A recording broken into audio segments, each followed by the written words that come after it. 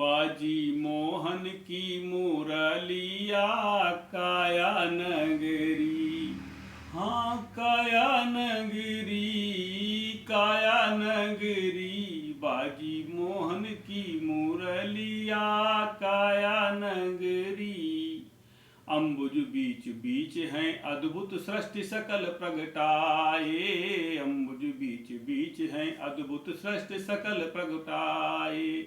Cotton Brahma शेष शारदा यश गावत सकुचाए, cotton Brahma शेष शारदा यश गावत सकुचाए। लागी सतगुर हंस किवरिया माया नगरी, लागी सतगुर हंस किवरिया माया नगरी, बाजी मोहन की मुरलिया काया नगरी। अनहद नाद बजे घट भीतर, अनहद नाद बजे घट भीतर, गुरुमुख ही कोई पावे, अनहद नाद बजे घट भीतर, गुरुमुख ही कोई पावे। निगुराजन की समझ न आवे, निगुराजन की समझ न आवे, मन ही मन शर्मावे। खुल गई सतगुर शब्द किवरिया, खुल गई सतगुर शब्द किवरिया माया नगरी, बाजी मोहन की मुरलिया काया नगरी, बाजी मोहन की, बाजी मोहन की मुरलिया काया नगरी। खुल गई सतगुर शब्द किवरिया माया नगरी, बाजी मोहन की मुरलिया काया नगरी। तो प्रेमी सज्जनों, यही हमारा जो काया नगर है, जिसमें कहा है वेद में कि यत पिंडे तत् ब्रह्मांडे, कि परमात्मा जिस प्रकार से इस पिंड में है, इस शरीर में है हमारे, इसी प्रकार से संपूर्ण ब्रह्मांड में है। जो इस पिंड में परमात्मा को जान लेता है वो सर्वव्यापी परमात्मा को जान जाता है, और जो इस पिंड में नहीं जान पाता है, इस शरीर में नहीं जान पाता है, वो बाहर की खोज उसकी जब तक रहती है उसका जीवन व्यर्थ चला जाता है। इसी को भगवान कृष्ण ने कहा है कि जो मुझे यत्न करते हुए भी अगर जो मुझे अविध पूर्वक बजते हैं वो मुझे प्राप्त नहीं होते हैं। अविध पूर्वक और विध पूर्वक। विधि क्या है? विधि है कि हमारी खोज अपने अंदर होना चाहिए। सब कर मत खगनायक एहा, करिय राम पद पंकज नेहा। सब कर मत, राम पद, गुरु पद, आत्म पद, निज पद, और जो निज घर आती की बात आती है। सबने पद के मतलब दो होते, पद माने चरण और पद माने स्थान। तो पद जो स्थान की बात आती है, क्योंकि चरण की बात जहां तक आती है तो तब तक जब तक शरीरधारी कोई संत होते हैं, महापुरुष होते हैं, शरीरधारी से जब तक मेल होता है तब तक चरण की बात आती है। लेकिन शरीरधारी जब शरीर में नहीं है तो पद की बात रहती है। पद हमेशा पद माने स्थान होता है। उस पद पर पहुंच करके ही वास्तव में दुखों का अंत होता है। इसलिए कहा कि बाजी मोहन की मुरलिया काया नगरी। इस शरीर में ही हमारी युक्ति रूपी जब मुरली बजती है, जो युक्ति संत के द्वारा दी जाती है, उस युक्ति से हम भजन करते हैं, तब क्या होता है कि जो हमारे अंग अंग में प्राण विधा हुआ है वो धीरे धीरे हमारी शक्ति ऊपर की ओर बढ़ती है, और ऊपर बढ़ करके अपने स्थान पर पहुंचती है, अपने स्वरूप की ओर चलती है। भूम परत भा डाबर पानी, जन जीवे माया लपटानी। भूम परत भा डाबर पानी, पानी ऊपर से गिरता है, और जैसे ही ऊपर से गिरता है और नीचे जब आता है तब क्या होता है? ढबरीला हो जाता है। ढबरीला क्यों होता है? कि उसका साथ धूल से हो जाता है, मिट्टी से हो जाता है। इसी प्रकार से जो हमारी चेतन आत्मा जब ऊपर से आती है, जैसे इंद्रिय चंगुल फंसती है, इंद्रियों के फेर में आ जाती है, तब क्या हो जाता है? तब ये इंद्रिय विषयों, जो इंद्रियों के विषय हैं, उन विषयों के साथ में ही आवृत हो जाती है, और उसी में उसके साथ काम, क्रोध, लोभ, मोह, अहंकार, ये सब कुछ विकार उसके पास आते हैं। सतोगुण, रजोगुण, तमोगुण, ये अष्टधा प्रकृति। इस अष्टधा प्रकृति में आकर के वो जीवात्मा बन जाता है।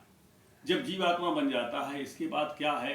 अगर अच्छा सत्संग मिला, अच्छे संत मिले, तो क्या कहने लगे कि आप नाम का सुमरन करें, आप ये करें, आप ये करें। लेकिन वाणी के द्वारा अगर सुमरन करते हैं, वाणी के द्वारा अगर हम उच्चारण करते हैं, तो उससे क्या होता है कि हमारा चिंतन खत्म नहीं होता है। और जब तक चिंतन चलता है तो इसको इसी कहा जाता है, छूट है मल की मलय की धोए। मल से कभी मल साफ नहीं होता है। चिंतन जब तक हमारा चलेगा तब तक चिंतन बढ़ता है। चिंतन का ये स्वभाव है। चिंतन अगर हम चिंतन करते हैं, चिंतन बढ़ता है। इसलिए अचिंत स्वरूप होने का जो उपाय संतों से मिला है, संतों ने दिया है, जो वास्तव में अचिंत होना जान जाते हैं कि अचिंत स्वरूप हम कैसे हों, जो इस विधि को जान जाते हैं, वास्तव में उन्होंने रहस्य को समझ जाते हैं। और जो इस विधि को नहीं जान पाते हैं तो भजन भी करते हैं, लेकिन इसको भगवान कृष्ण कहते हैं अविधि पूर्वक यत्न करते हुए भी मुझे प्राप्त नहीं होते। इसलिए भजन का मतलब ये होता है कि हम मनुष्य शरीर में आए हैं तो हम अपने गंतव्य पहुँचें। हम जिस काम के लिए आए थे, हमारा काम पूरा कब होता है? जब हम स्वरूप को पा लेते हैं।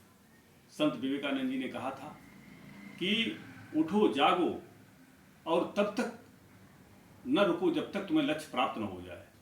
तो मानव जीवन का एक ही लक्ष्य है कि हम इस जन्म में ही अपने स्वरूप में पहुंच जाएं। स्वरूप में पहुंचने के लिए ही उपाय है।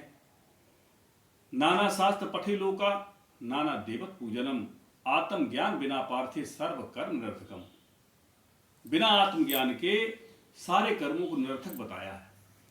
डॉक्टर राधाकृष्णन ने कहा कि बिना आत्मज्ञान के मनुष्य का जीवन पशुवत है, इसके सिवा कुछ भी नहीं। तो हमारा जो लक्ष्य है वो एक ही लक्ष्य है कि हम अपने स्वरूप में पहुंचे। स्वरूप में पहुंचने की जो विधि संतों ने बताई है, इस शरीर में जो शक्ति है, जो बल है, इस बल को हम ऊपर ले जाएं। ये बल हमारा जैसे जैसे ऊपर जाएगा तब हमारा रास्ता में ये रहस्य खुलता है, जिसको कहा प्राण को मस्तक में अच्छी प्रकार स्थिर स्थापन करें। जिन्होंने इस रहस्य को जान लिया वास्तव में वे राजदार हो गए, और जिन्होंने इस रहस्य को नहीं जाना तो उनका जीवन यूं ही चला गया। जीवन मनुष्य का बड़े भाग से मिलता है, इसलिए इसमें कहा गया कि संतों का साथ करें, संतों का सानिध्य करें। अगर वास्तव में हमें कोई अच्छे संत मिल जाते हैं, अच्छे संत मिलने से हमें अगर विधि मिल जाती है, उस विधि से हम जब भजन करते हैं तो हम अपने स्वरूप को पाते हैं। और नहीं तो क्या होता है कि हमारा जीवन यूं ही चला जाता है। तमाम तरह के जो आज आराधनाएं पूजाएं बताई जाती हैं, इसके लिए क्या बाहर गोस्वामी तुलसीदास जी कहते हैं, बाहर कोट उपाय करी अभ्यंतर ग्रंथ छूटे। बाहर कितने भी उपाय कर लिए जाएं, लेकिन अंदर की गांठ हमारी जो है अभ्यंतर ग्रंथ न छूटे, ये ग्रंथ नहीं छूटेगी। क्यों? कि ये जो हमारा प्राण इंद्रिय चंगुल में फंसा हुआ है, ये जड़ चेतनाएं ग्रंथ पड़ गई, जड़ चेतनाएं ग्रंथ पड़ गई, जद्दप मृषा छूटत कठिनाई, ये कठिनता से छूटती है। इसलिए इसके लिए जो उपाय बताया है संतों ने कि हम अपनी शक्ति को भक्ति के ऊपर ले जाएं, चलाएं और चढ़ाएं। जिस कदर हमारी चढ़ाई होती जाएगी, कर्म थकता जाएगा, निष्कर्मता आती जाएगी, हम अचिंत स्वरूप होंगे। अचिंत स्वरूप ही परमात्मा का स्वरूप है। और जब तक हमारे पास चिंतन है, विचार हैं, जब तक विचार हैं तब तक विकार हैं। विचारों से और विकारों का एकदम एक साथ संबंध है कि हमारे विचार अगर शांत होते हैं, विकार भी अपने आप खत्म होते हैं। जब तक विचार शांत नहीं होता तब तक विकार खत्म नहीं होते हैं। इसलिए कहा है, आवत यही सर अति कठिनाई, और राम कृपा बिन आय न जाई। पुण्य पुंज बिन मिले न संता, संत दर संसत करंता। संत विशुद्ध मिले पुण्य तेई, राम कृपा कर चितवा जाई। यही हमारे पुण्यों का प्रताप होता है। भगवान कृष्ण गीता में कहते हैं, कोई पापियों से भी अस्य पापी अगर इस ज्ञान रूपी नौका पर सवार हो जाता है तो धर्मात्मा समझने योग्य है। क्योंकि जिस प्रकार से अग्नि की एक चिंगारी लकड़ी के बड़े भारी ढेर को जला के राख कर देती है, उसी प्रकार से जीवात्मा अपने पापों को जला के राख कर देता है। ये है सांख्य मत। सांख्य मत में ही ये विधान है कि अपने पापों को जला के राख करता है। इसलिए यही एक विद्या सर्वोपरि विद्या है, जिसको भगवान कृष्ण ने गीता अध्याय 3 के 17वें श्लोक में कहा है, यस्य आत्मरतरेव साध्यात्म तपस्स मानवा आत्मन नैव संतुष्टे तस्य कारण विद्यते। जो आत्मा में ही प्रीत करने वाला है, आत्मा में निवास करने वाला है, आत्मा में रमण करने वाला है, उसके लिए कोई कर्तव्य शेष नहीं है। इसको गोस्वामी जी कहते हैं, सोहो मस्म इत व्रत अखंडा। मेरे अंदर अखंडित व्रति आ जाए, अखंड व्रति आ जाए, जिसमें हम खंड न हो, अखंड 24 घंटा निरंतर ये व्रति आ जाए कि मैं आत्मा हूं, मैं शरीर नहीं हूं। अज्ञान क्या है? अज्ञान ये है कि हम अपने को शरीर माने बैठे हैं। शरीर मान करके हम बाहरी पूजा करते हैं। उसमें क्या होता है कि हमारे पास देहाध्यास कभी खत्म नहीं होता है। जब तक देहाध्यास खत्म नहीं होता है तब तक ये जीव कृतार्थ नहीं होता है। उसका कारण उसके विकार उसके साथ रहेंगे। जब तक विकार साथ रहेंगे तब तक उससे अच्छा भी होगा और बुरा भी होगा। संसार के जितने काम होंगे उसके पापमय और पुण्यमय होंगे। उससे ना पुण्य दूर होगा ना पाप दूर होगा, दोनों चीजें साथ साथ चलेगी। इसलिए ये कहा जाता है जो अच्छे संत हुए हैं, जो आत्मज्ञानी संत हुए हैं, उन्होंने कहा कि मूल को पकड़ो। मूल क्या है? मूल है इस शरीर में शक्ति, कि ये शक्ति जब तक नीचे है तो नीचे की स्थिति, और यही शक्ति अगर ऊपर स्थापित हो गई, जिसको भगवान कृष्ण ने गीता अध्याय 8 के 12वें श्लोक में कहा है कि हे अर्जुन, प्राण को मस्तक में अच्छी प्रकार स्थिर स्थापन करके, प्राण को मस्तक में अच्छी प्रकार स्थिर स्थापन करना, ये मूल है। जो इसको पकड़ता है वो वास्तव में निर्विकार हो जाता है, निर्विचार हो जाता है। और जब उसकी स्थिति बनती है, इसी को कहा है स्थित, अपनी स्थिर बुद्धि। जिसकी स्थिर बुद्धि होगी वही की वास्तव में एक सहज समाधि होगी, कि जिसके द्वारा फिर अच्छा ही होगा, बुरा हो नहीं सकता। क्योंकि उसके विचार में शुद्धता, उसके काम में शुद्धता, पवित्रता, हर तरफ उसकी दृष्टि पवित्र। जिसकी दृष्टि पवित्र हो जाती है उसको सब कुछ अच्छा दिखाई देता, पवित्रता उसके साथ चलती है।